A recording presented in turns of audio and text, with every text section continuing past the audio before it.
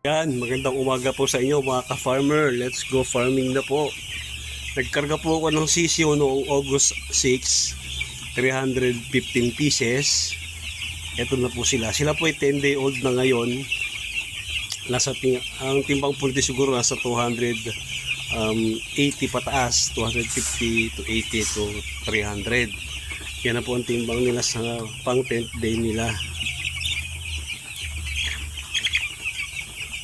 Nagbigay na po ako sa kanila ng initial yung pag-prevention pang second day po, third day, fourth day para po sa respiratory, para po di sila sipunin.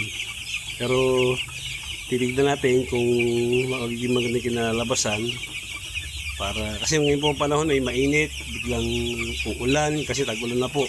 Pero ang init po ng August ay iba din. Ngayon po parang nasa 30 degrees po ang init ng temperature dito ngayon sa Quezon. Ang patuka po sa kanila ngayon ay sick booster pa. Siguro mga 2 days to 3 days from now magdalaglag na po ako ng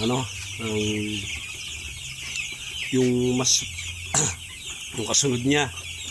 Yung po medyo magaspang, medyo malaki ang butil.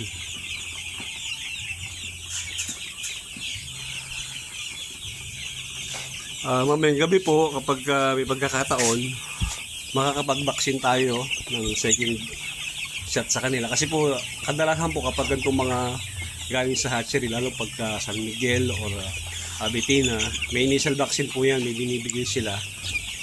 Ang ibibigay natin sa kanila ng pangalawang vaccine ay lasota na. Malakas na po sila sa tubig, malakas na sila kumain, kaya yung dumi nila medyo malalaki na, marami na.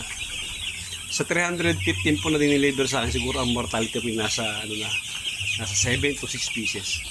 Yun po yung iba doon may mga tama talaga sa puwet. Kita naman yun, madudumi yung puwet nila. Kaya pag namamatay po yung mga sisiyo, tinitignan ko kung dahilan. Usually ganun po. Hindi naman po dahil sa sipon, hindi dahil sa sakit.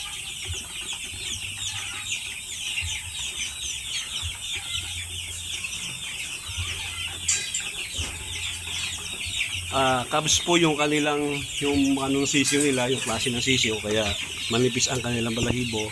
So kita naman ninyo may mga yung laman nila, nagiging na sila ng timbang. Ito po yung talagang kinakarga ko. Nabibitin na po sila sa pagkain, kaya naglagay na po ako ng auto feeder, pero maya po magpapakain ulit sa kanila. Tubig lang muna. Kapag gabi po, naglalagay pa rin po ako ng tabing, tapos ilaw po yan, yung ilaw na yan. Binibuksan ko po yung pag masyadong malamig, kasi nasa brooding stage po sila.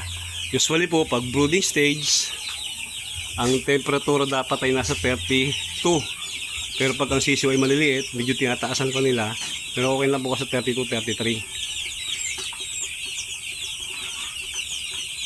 At habang tumatagal po yan, yung temperatura kailangan nila ay bumababa din. Habang mga ready to harvest sila, mga 27 degrees. Kasi may mga patch na po sila sa katawan. Gagaya pag ganitong mga sisiyo pa, may patch na po sila, kakaunti pa lamang.